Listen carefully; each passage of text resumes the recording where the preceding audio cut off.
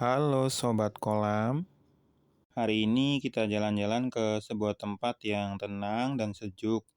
Namanya Taman Kijo, yang terletak di kota Tsuchiura, Prefektur Ibaraki di Jepang. Begitu masuk dari pintu gerbang utama, langsung terasa suasananya yang adem. Taman ini cukup luas, penuh pepohonan rindang, jalan setapak yang rapi, dan udaranya segar banget. Buat kalian yang suka ketenangan atau sekedar mau ngadem dari hiruk-pikuk kota, ini tempat yang pas banget loh. Nah, nanti ini gerbangnya lumayan besar ya, cukup ikonik yang membuat suasananya jadi Jepang banget. Nggak jauh dari pintu masuk tadi ada spot yang jadi favorit banyak pengunjung. Ini kolam koi yang pertama, nanti ada kolam koi yang kedua. Kolam koi yang pertama ini cukup besar ya, dan juga airnya lumayan jernih walaupun bawahnya lumpur. Kemudian ikan-ikan koi yang berenang santai di dalamnya pun besar-besar.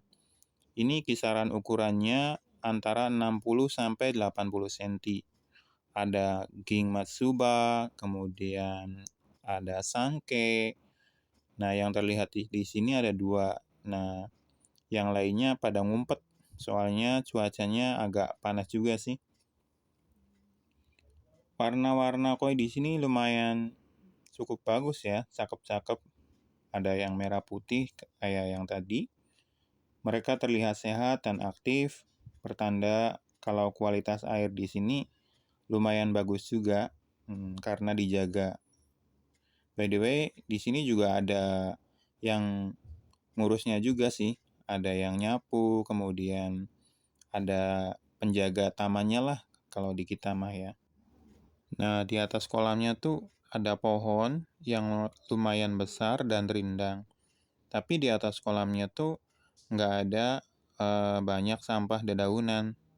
Ya mungkin karena tiap hari dibersihin ya sama penjaga tamannya. Karena taman ini cukup luas ya. Di sekeliling tamannya pun sebenarnya air semua gitu, kayak kanal-kanal gitu. Nah, kini kita lanjut ke kolam yang kedua. Kolam yang kedua ini unik banget, soalnya dia berada di tengah, kemudian di sekelilingnya tuh ada sungai kecil yang mengalir air terus tuh. Sehingga itu kayak filter alami gitu. Nah, di sungai-sungai kecilnya itu tuh ada bunga iris air. Bunga iris airnya ada 3 warna, ada yang ungu, ada yang putih, dan ada yang kuning. Fungsi iris air sendiri sebenarnya bisa jadi filter alami karena dia bisa menyerap limbah kayak amoniak, kemudian yang lainnya juga. Ini saya kesini agak siang, mungkin sekitar jam 1 ya. Pengunjungnya nggak terlalu rame kalau di sini. Nah, ini ikan-ikannya lumayan gede-gede. Kalau yang ini, yang kuning terutama itu mungkin kisaran 80 cm ya. Kalau dari dekat dia gede banget. Nah, kalau yang putih tuh agak kecil, mungkin goromo, mungkin goromo kali ya, jenis goromo. Kalau teman-teman tahu, coba komen deh, jenis apa yang hitam putih itu. Ini kalau ke sini saya nggak terlalu pengen pulang ya, soalnya lihat koi-koinya gede, kemudian adem, pepohonannya rindang, jadi di samping itu banyak tempat-tempat duduknya juga, ada gazebo, kemudian ada kursi-kursi kecil juga kayak gitu. Di sini taman ini masuk gratis ya, tanpa tiket masuk, bebas, nggak ada pintu gerbangnya, dari semua arah kita bisa masuk. Nah, ini yang saya sorot tuh air yang mengalir terus 24 jam. Jadi mungkin kayak dripping gitu ya kalau di kita.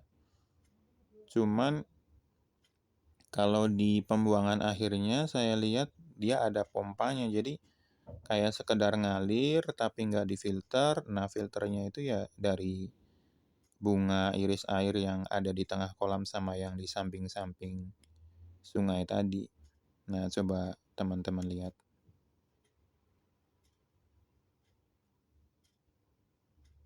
Nah, ini sungai kecilnya muter, ngalir. Nah, ini saya percepat aja.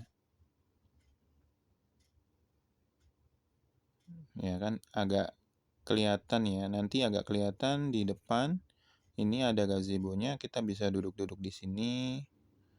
Bisa mungkin bawa cemilan, minuman, karena nggak ada mamang-mamang somai ataupun mamang-mamang batagor ya. Sini nggak ada. Nah, kelihatan banget airnya jernih kalau di sini.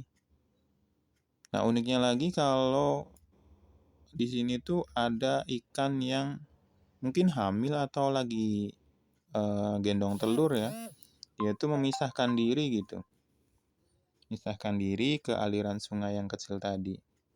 Soalnya saya lihat ada banyak anak-anak ikannya yang di sungai kecil tadi itu. Nah, di tengahnya tuh ada air mancurnya, sehingga kolam ini juga punya suplai oksigen. Ya, baik buat ikannya dan baik buat bakteri, pertumbuhan bakterinya juga gitu, bakteri nitrifikasi. Nah, ini kita lihat coba di saluran pembuangannya ya, saluran ujungnya. Nah, yang sebelah kanan tadi kolamnya, kemudian kita lihat di yang sebelah kiri. Nah, ini dari aliran kolam tadi ke kiri. Nah, itu di situ. Kemungkinan di situ, dari situ kemudian balik lagi ke yang air mancur kecil tadi. Kemungkinan ya teman-teman. Soalnya saya mau nanya-nanya, penjaganya lagi pada sibuk gitu. Nanti lain kali kita bisa tanya ya, dan bisa tahu sistem filtrasinya yang sebenarnya seperti apa. Apakah pakai filter atau hanya sekedar ngalir saja. Kalau yang saya lihat sih sekedar ngalir saja, soalnya nggak ada kotak chamber ataupun nggak ada yang di samping-samping tuh kayak yang chamber-chamber buat nyimpen filter gitu. Oke, mungkin cukup sekian. Ini saya berada di kota Suchiura, Ibaraki, Jepang. Dan mungkin teman-teman kalau berkunjung ke sini cukup mudah ya, dari Eki, dari stasiun Suchiura itu cukup jalan kaki, cuman 15 menit atau 10 menit nggak jauh dari stasiunnya. Oke, sampai jumpa di video berikut cerita kolam yang selanjutnya. Setiap kolam punya cerita. Bye-bye.